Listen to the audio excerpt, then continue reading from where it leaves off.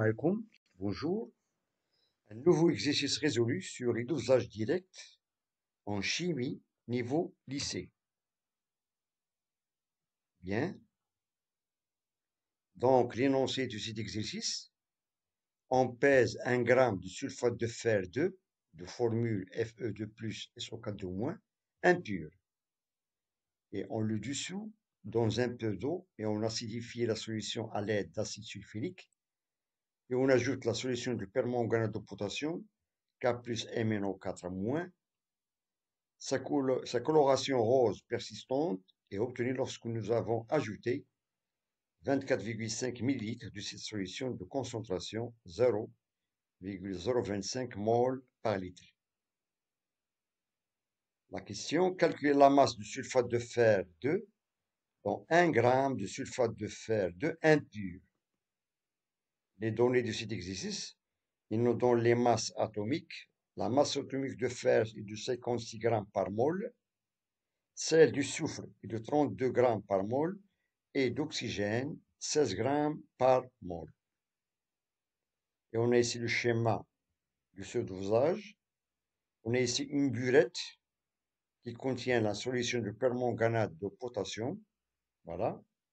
Et on a dans cette fiole la solution de sulfate de fer 2 acidifiée, bien sûr à l'aide d'acide sulfurique. Bien. Donc, il nous demande maintenant de calculer la masse du sulfate de fer 2 dans cette petite masse de sulfate de fer qui est impure.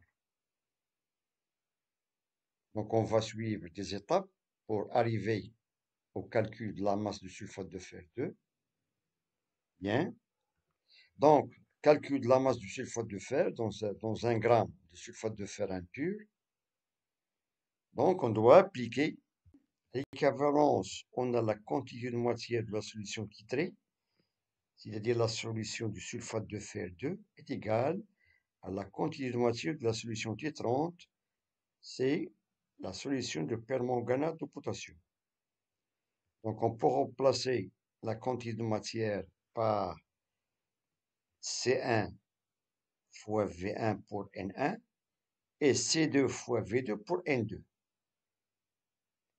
Donc, d'après les données, on a la concentration de la solution T30 est de 0,025 mol par litre, c'est-à-dire C2. Et le volume versé de la même solution, c'est-à-dire de permanganate de potassium, c'est-à-dire la solution T30, est de 24,5 ml. Et on peut calculer N2, voilà, on a N2 est égal à C2 fois V2. Application numérique, on remplace, on a C2, d'après l'énoncé, c'est 0,025 mol par litre, et V2, c'est 24,5 ml. On doit convertir ce volume en litres, c'est-à-dire il suffit de multiplier par 10 puissance moins 3. Et on trouve que la quantité de matière de la solution titrante est de valeur 0,6125 10 puissance moins 3 mol. Voilà, ça c'est la quantité de matière de la solution titrante, c'est-à-dire de permanganate de potassium, qui est égale à la quantité de matière de la solution titrée. Et d'après cette quantité de matière N1, on peut calculer la masse du sulfate de fer 2, c'est-à-dire la masse du sulfate de fer 2 qui est c'est la solution titrée.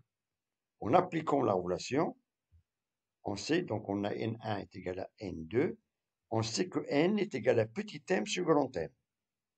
C'est-à-dire N1, c'est la masse, c'est la quantité de matière de la solution titrée, c'est-à-dire c'est la quantité de matière du sulfate de fer 2, est égal à petit m, c'est-à-dire qui est inconnu, on doit la calculer, sur la masse molaire, c'est-à-dire sur la masse molaire de la solution titrée. Bien, voilà. Toujours, on tire maintenant petit m est égal à N1 fois grand M.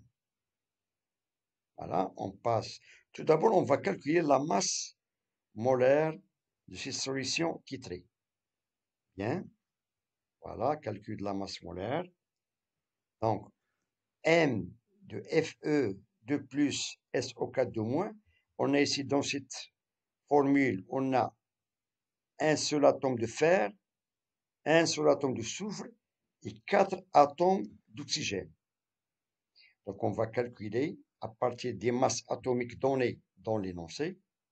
Et on sait que chaque atome, sa masse, est concentrée dans son noyau. C'est-à-dire que la masse du lion est égale à peu près à la masse de l'atome.